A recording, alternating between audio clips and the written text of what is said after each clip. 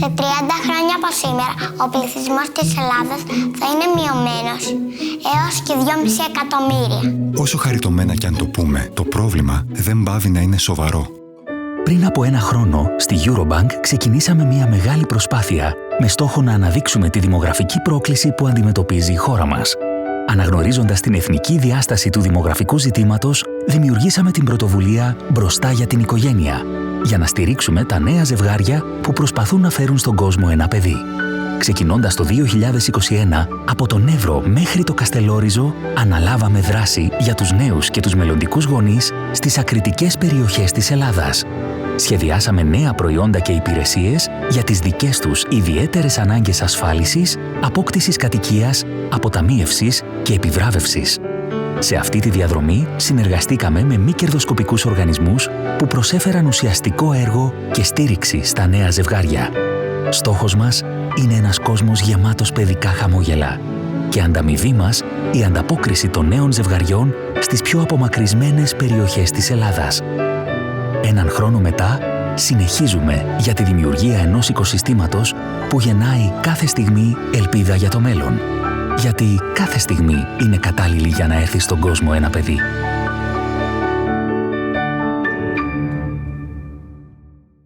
Είμαστε οι αγκαλιές που έχουμε πάρει και οι ιστορίες που μας διηγήθηκαν. Είμαστε φτιαγμένοι από το γάλα που έχουμε πιει. Εδώ και 70 χρόνια μεγαλώνουμε με ό,τι καλύτερο έχει να μας δώσει η Δέλτα. Και σήμερα φέρνει το καθημερινά φρέσκο. Το γάλα που ξεχωρίζει για τη γεύση και τη φρεσκάδα του σε νέα πρακτική συσκευασία. Είμαστε φτιαγμένοι από γάλα. Είμαστε φτιαγμένοι από Δέλτα.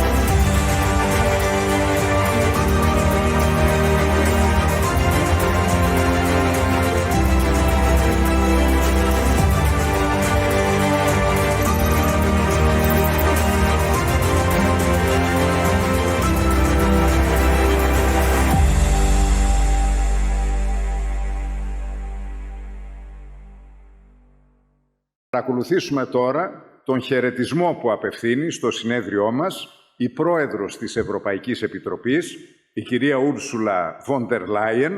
Θέλω παράλληλα να εκφράσω τις ευχαριστίες μου στο Ίδρυμα Ωνάση για την στήριξη που έδωσε στο συνέδριό μας, βοηθώντας την διεξαγωγή του.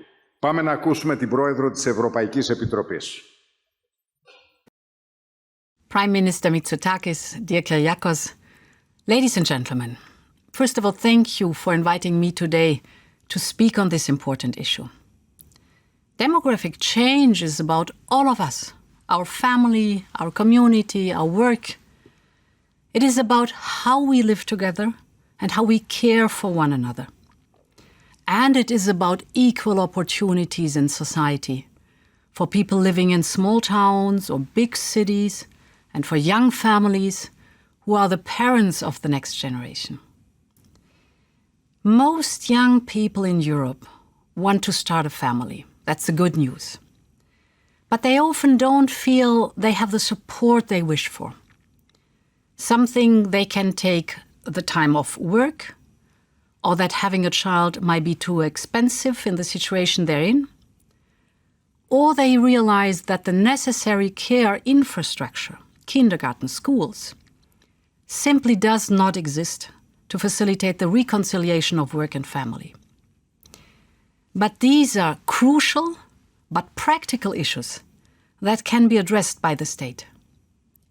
In fact, most countries in Europe with the highest fertility rates have modernized their family policies. Take, for example, Estonia, where after years of decline, now the birth rate surged after the government introduced fully paid parental leave in the 2000s, actually for both mothers and fathers. And as family minister in Germany, I introduced a similar regulation concerning parental leave for fathers and mothers, and childcare from the very first year on. Because no young women in Europe should have to choose between having children and having a career. And no young men between having a career or taking time being a father.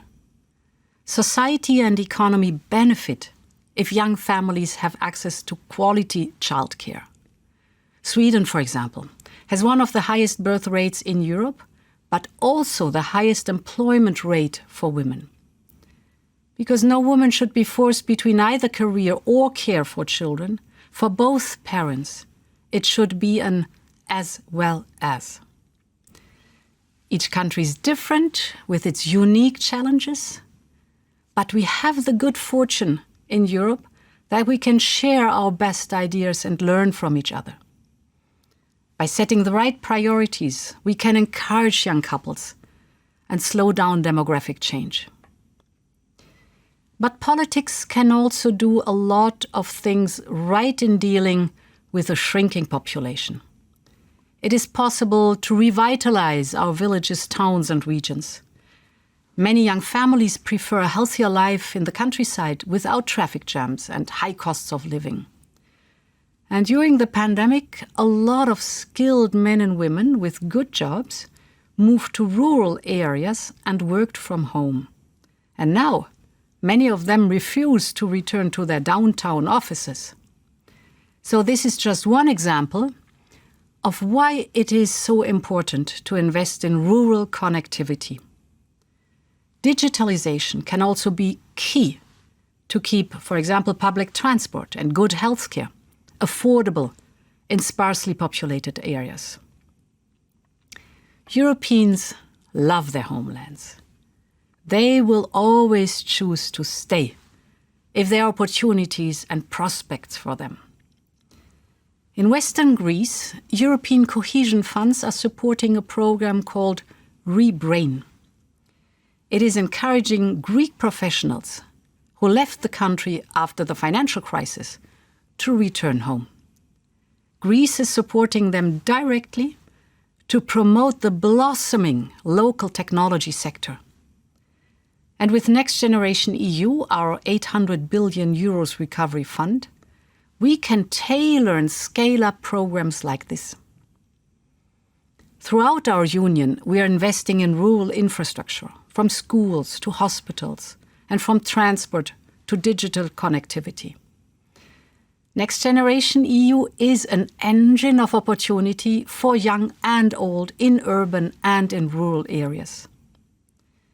And when the COVID crisis hit, it was a personal concern of mine that we do better than in the past crisis. Financial burdens should be shared fairly, and economic recovery should take place in parallel in all 27 countries. I am very glad that this has been achieved, because the talented young Greeks should find their opportunities at home. And this is what Next Generation EU is all about. Thank you very much for your attention.